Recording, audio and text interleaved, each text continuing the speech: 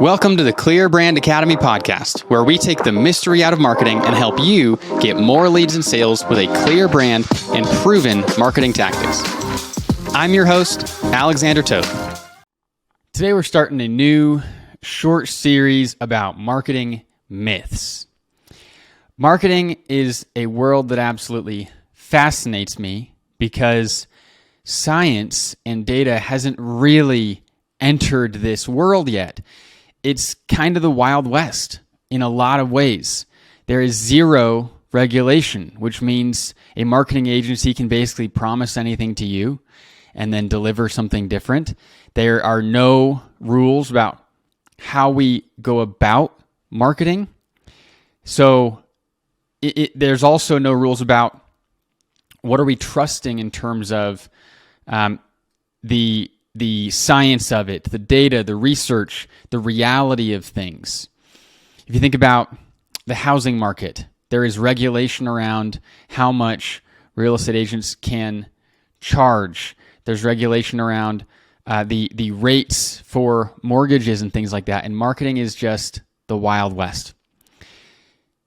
Marketing agencies benefit when they do a good job, when they make you money, because hopefully you'll stay with them longer, and that means that they can increase their revenue and grow their company.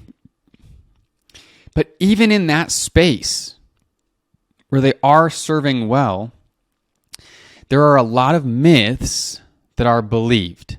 And in my observations, the myths are believed because there's something similar or close that is true, but the myth themselves aren't. And so we're going to go through, over the next few podcasts, we're going to go through some of these myths. We're going to talk about what is attractive about the myth, because that's why it feels ingrained.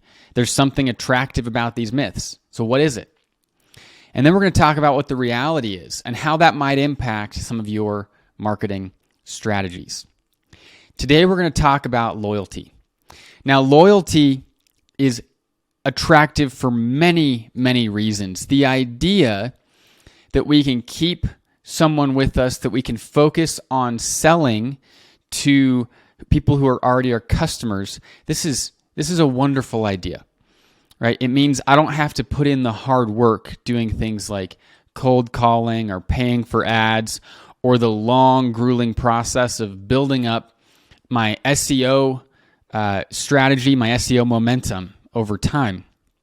If I can just take the customers I have and focus in on them, wow, isn't that easy? So this is a great, great idea, the idea of loyalty. And mathematically, it kind of makes sense, right? If your average lifetime value of a customer is $10,000 and you can increase that to $20,000, you may double your revenue. Pretty cool. And while that is a true statement there, that if then, that's a true statement. On a macro level, this is not how loyalty functions. Now, on a micro level, it can be if you're engaging with one person, right? And this is the difference between micro and macro. Macro, there aren't really exceptions if we're looking at the massive organization, the country as a whole, the globe, right? Suddenly the exceptions, they fit within the percentages that are displayed in that macro. Now, people don't like it when there aren't exceptions, and so this is another reason why we don't like what I'm about to tell you is the truth about loyalty. But on a micro level, if you're talking about one customer or client, sure, loyalty might come into play a little bit, where if you treat this person well, that one individual will stay with you longer. But it does not translate to the macro world. It does not translate to us as an organization or a culture. If we look at data across all companies, it doesn't translate. The first problem I want to point out with loyalty and focusing in on selling more to your current customers is the math. So if you're trying to grow your company, you need to take on market share, right? And we've talked about this in previous podcasts, but growth does not come from a void. It's not like it's raining down possible clients and you just have to catch as many as possible. No. Your customers and clients are going to give someone their money. It might be you. It might be your competitor. So if you're growing, somebody else isn't. That's the truth about growth. And if we're looking at the potential here, the potential growth, the potential revenue, the potential customers, the people who are already your customers, there's a limit because they're already your customers. We know it's a finite number of people who are already your customers. And even if you sell more to them, there is still a limit on the numbers. And that limit is smaller. Guarantee it's smaller unless you're somebody like Apple or Netflix who's absolutely tapped out all of your potential customers. Then you're looking at selling more to them. If you have hit the entire world with your products and services and everyone who's going to buy has bought, right? Apple, Netflix, big companies like this, then the way to grow is to increase your prices like Netflix is doing, or to sell more to them like Apple is doing. But for everyone else, the number of customers that you already have is smaller than the number of customers who are someone else's customers. And so if we're just looking in terms of potential here, what is the opportunity? The opportunity is far greater for almost all companies to go sell to new customers. It's far greater. If you just look at how many people have already bought, who are your customers who you might sell more to, and how many people have never bought from you, chances are, if you're listening to this, it's so the number of people who've never bought from you is so much more. You can't even put numbers on it, right? We're talking 1,000x, thousands x. So the potential is far greater in selling to new customers than it is in selling to your current customers. So that's the first problem with the idea of focusing in on loyalty. Now you might be saying, well, Alexander, I don't have to choose, right? I can sell to new customers and we can do a better job with our current customers and they'll stay with us forever if we do a good enough job. This is a good point. And this gets us to the second problem with loyalty. And that is, it's simply not true. What marketing research shows us is that customers are customers of industries more than they are of companies. So an example of this is with toothpaste. You go to the store. You have a favorite toothpaste. Oh, look at that. It's in stock. Great. Oh, but hold on a second. My second favorite toothpaste is on sale. And my third favorite toothpaste is half off. You've got these three options here. Most people will choose the cheapest one. This is what I mean by they're customers of industries more than they are of companies. They're going to buy toothpaste. They might buy your toothpaste today. They also might buy the one that's on sale. And this is how it actually works. Even for marketing agencies, right? There is always going to be a percentage of customers who switch from one company to another in any given year. The percentage of customers that switches depends on two things. One, your industry, and two, your market share. So just like with toothpaste, this applies to basically everything. The timing might be a little different. So for example, buying a car. You buy a car less frequently than you buy toothpaste. So of course, the frequency that customers will switch to a different car brand is going to be different than the frequency that they'll switch to a different toothpaste brand. But there are essentially a set number of customers within that industry who are going to switch within a given time period. So let me break this down in a really simple way. Let's imagine two companies. And company A has 1,000 customers. And company B has 100 customers. If 50 customers of this industry, right? So 100 customers of the industry. So 50 customers from company B switch to company A. And 50 customers from company A switch to company B. Company B still has 100 customers, and company A still has 1,000 customers. And if they track their, quote, loyalty over that time period, company B is going to think, oh my goodness, our loyalty was 50%. Half of our customers switched from us to a competitor. Now, company A is going to say, wow, our loyalty was 95%.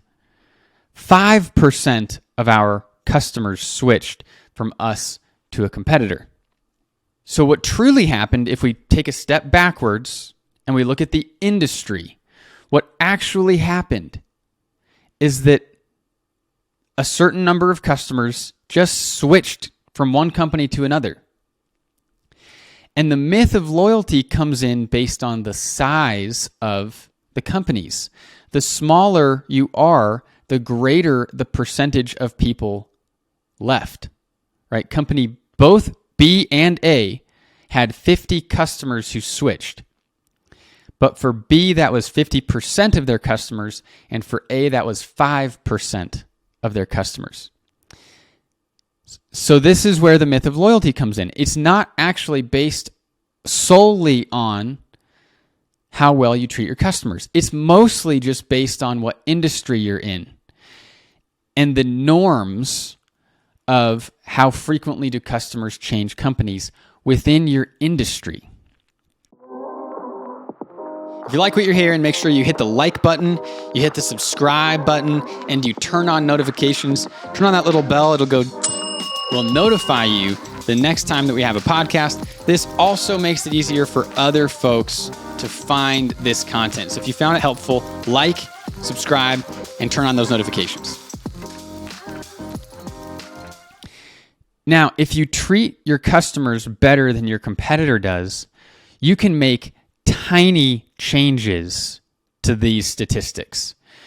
So if we're looking at the industry as a whole, you might be able to increase your perceived loyalty, right? The number of customers who stay with you, you might be able to increase that by a couple percentage points.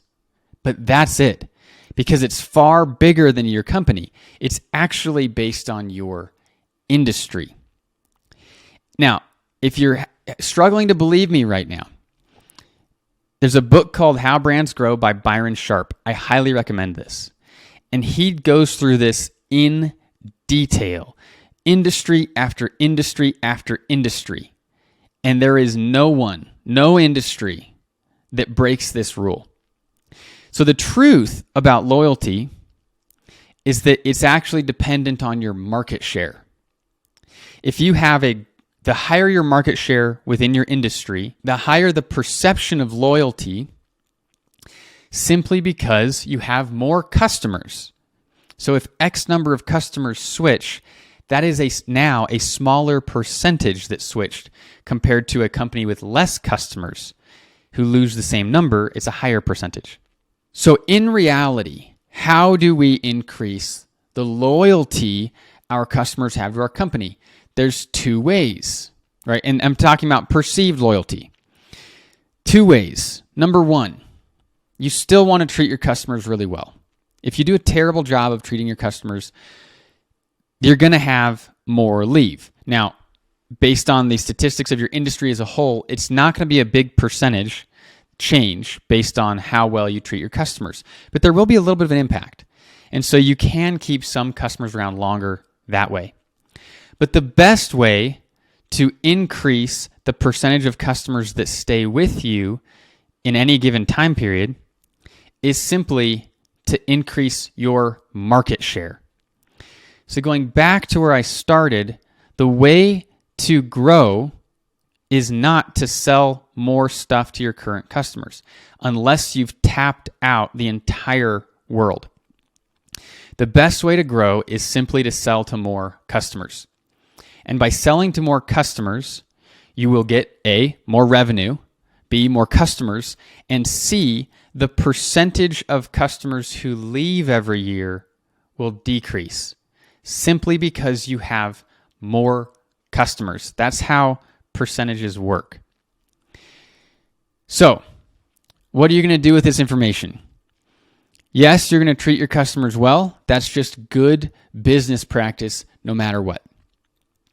But rather than focusing in on a loyalty program, for example, we want to focus in on expanding our market share. That is the best strategy to grow. Now, we could also pick apart loyalty programs. I'll comment on Starbucks briefly because I think that their loyalty program is brilliant. They are clearly aware of this research.